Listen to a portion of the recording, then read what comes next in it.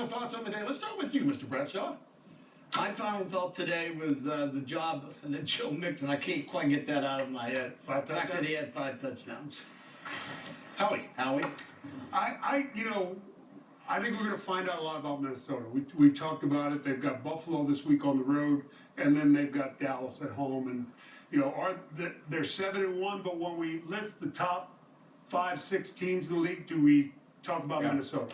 Well, I think for me, the thing that's kind of on the negative side is Green Bay. How do they come back from this? How do you recover from a team that you usually beat all the time? When it mattered, the only time they lost to them was when they held their starters out. Yep. The game really didn't matter.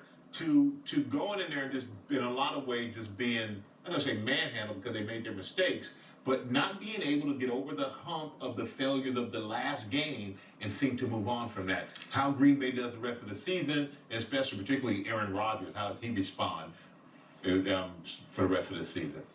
Yeah, I think, look, in the AFC East, the New York Jets win today. I know it was against Buffalo, but they had a tough loss last week, and that team, much like their counterparts with the Giants, have just been each week. And here it was again. That's a good win for that team. That defense is pretty good. Yeah. That what you talk about when you go home with your wife? That you No, we're talking about you treated me like a rookie, but we'll talk about it after. Thank goodness that was clean, because that could have gone the wrong way real fast. All right, guys.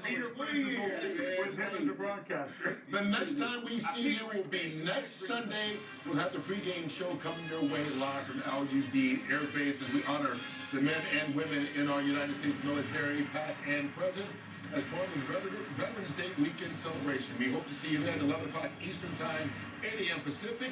And we'll all get you set for America's Game of the Week, which will be Aaron Rodgers and the Packers trying to get back in the win column, facing Dak and the Cowboys.